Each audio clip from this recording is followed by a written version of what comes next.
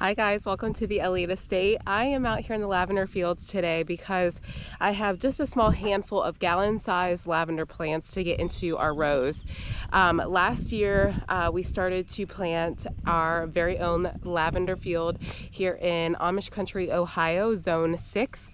And most of these lavenders are rated down to a Zone 5. So I was able to get my hands on a couple different varieties to add to our rows. We have 11 rows in this first quadrant, and then this past spring we added a whole second quadrant of 11 more rows to add into our lavender bunch. So today I have 4 different varieties, which I will go over here shortly. But I wanted to give you a quick update of how things were going. Obviously you can see our rows are a little woolly right now, but I just wanted to show you because we've been doing a lot of behind the scenes work of planting late at night whenever we can fit it into our schedules, because we had hundreds of little plugs and plants of lavender to get into the ground this spring. So I wanted to swivel you guys around, give you a little tour, see what's blooming, because there is lavender coming into bloom, and just give you a quick update.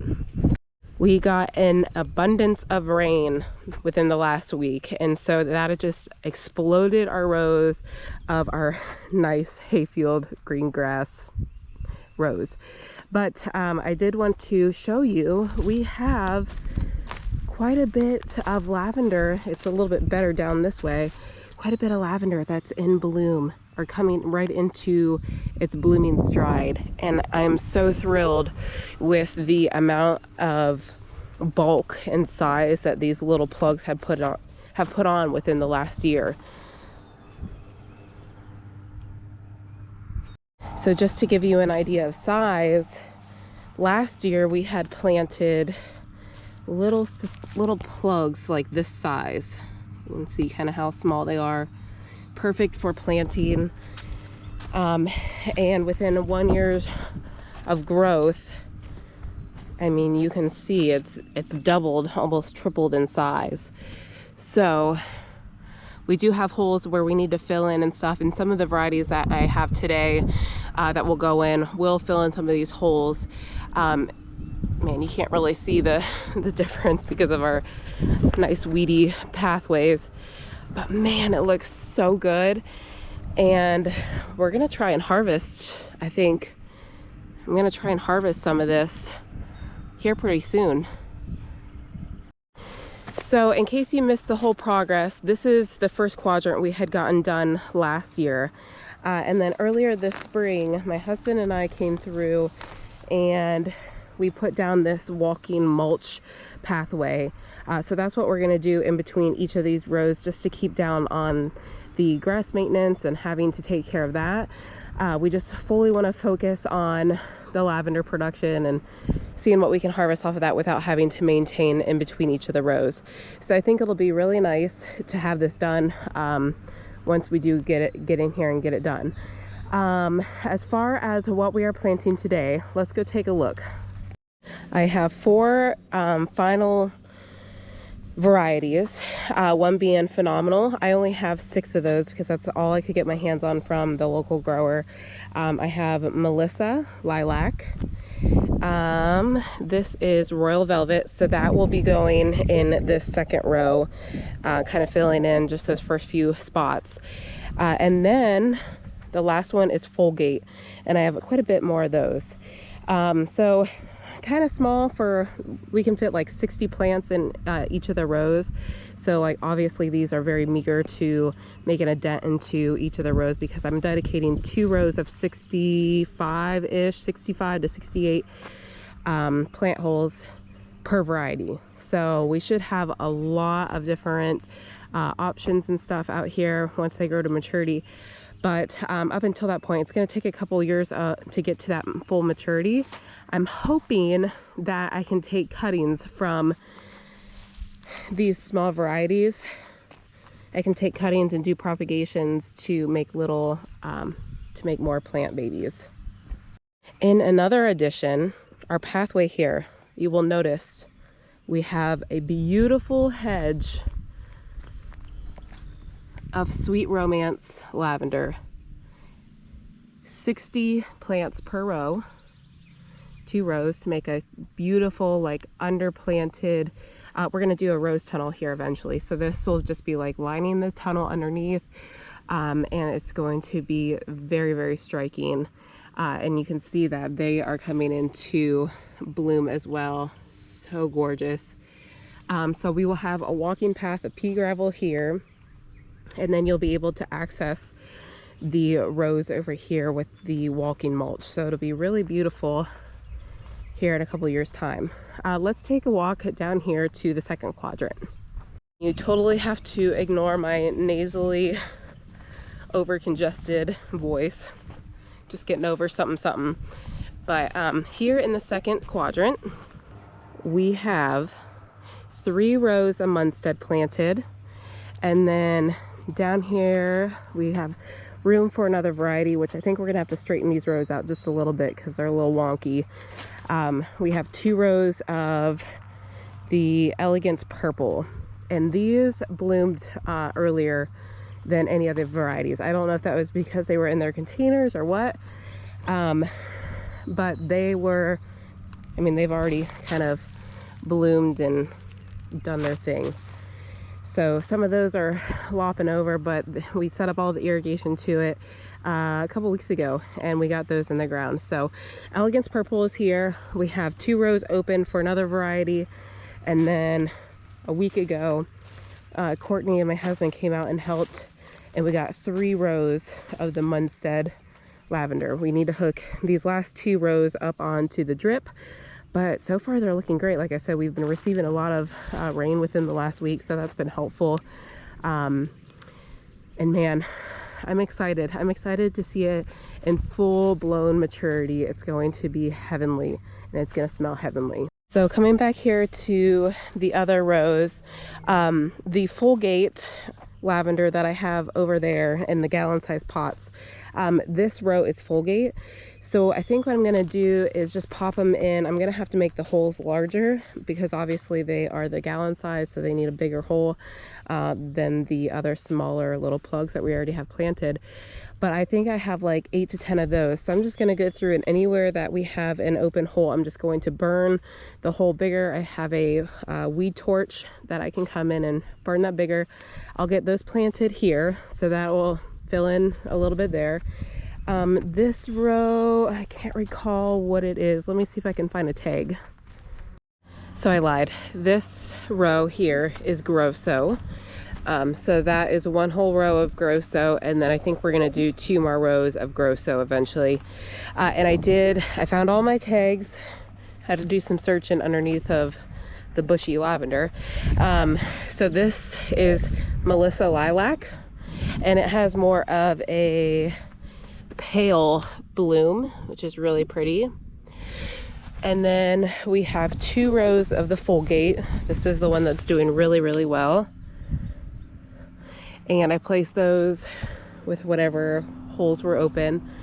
So obviously we have just a good handful of those to fill in eventually. And then these 2 rows over here are the Royal Velvet, and obviously a lot more to add. We have a full row plus some afterwards that can be filled in. So I just went ahead and popped those where they're going to be going. I'm going to get my weed torch, and I'm going to burn my holes. Usually I would throw in some Biotone starter fertilizer. I ran out and haven't been to the greenhouse, so I don't have any of that. So I'm just going to plant them all in there. And then like majority of these rows are already hooked up onto our drip irrigation, so they'll be fine. So let's get after it. Oh, and then after, over here in this second quadrant, I did take over the Phenomenal lavender as well. So there's only 6 of those, so that's going to be easy breezy as well. So let's get these planted, and then we'll take a look.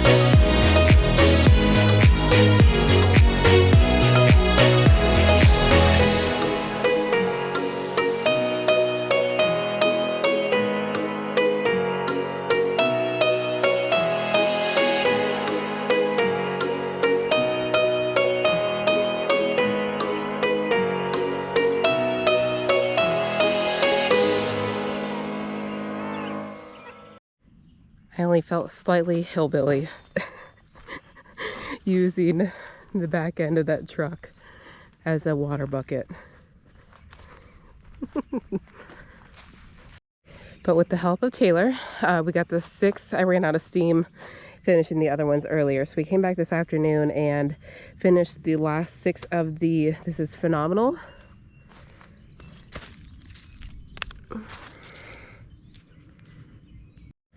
So what I'm planning on doing to get, you know, 2 full rows, I'm gonna come in here and try and get some cuttings off of the softwood, or like the soft part of the lavender, and propagate a bunch of little babies to help fill up the rows. And I think while we were planting that Phenomenal, I was looking at these blooms, and you know how they're all flopped over and stuff. I think I'm gonna come in here and just do like a prune back to help them focus on their root growth and stuff, instead of trying to finish out their blooms, because I don't think we're going to utilize the blooms off of those. But so I think I'll finish those with pruning. And then over here, I got everything in the ground earlier. So we have Melissa Lilac, which is the same as this. And you know, I was looking at the foliage on these, and they're just a little bit more, I don't know if the camera can catch it, but it's a little bit more silvery. So I planted these in the new row in case they end up being a little different or something, instead of intermingling them in these. And it might be a maturity thing, you know, where these are a little bit more mature than these little babies. I don't know. So I put them in their own row just in case they are slightly different or something. I don't know. And then this is Fulgate. So you can see I left the white pots where I popped in the other ones. Have another little bits of Fulgate, and then Royal Velvet. And I was really tickled because I asked Taylor's grandma to write her beautiful cursive on these copper nameplates. So these just like sticking in the ground, which are really beautiful. And I love having her cursive. There's something moving.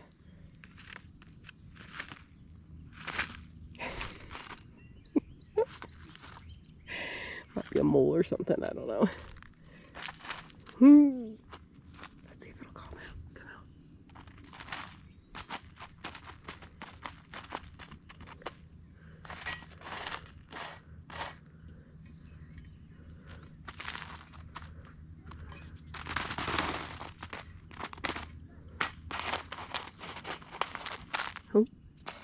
What is it?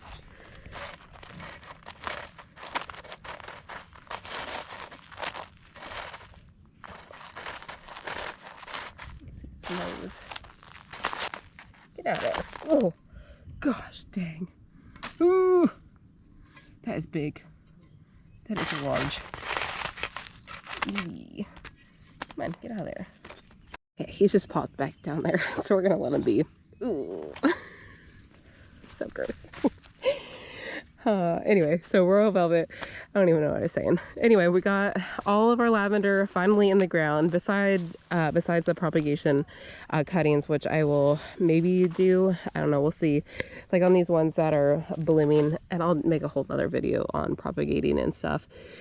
I guess we can find, I've never done propagations of lavender, so I'm sure it'll be a learning process for both of us.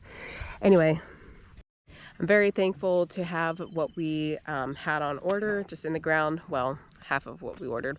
Anyway, I'm happy to have everything officially in the ground, not in their cans, not in their trays. Everything is in the ground. So we just have a little bit of drip to run yet, and then we should be good.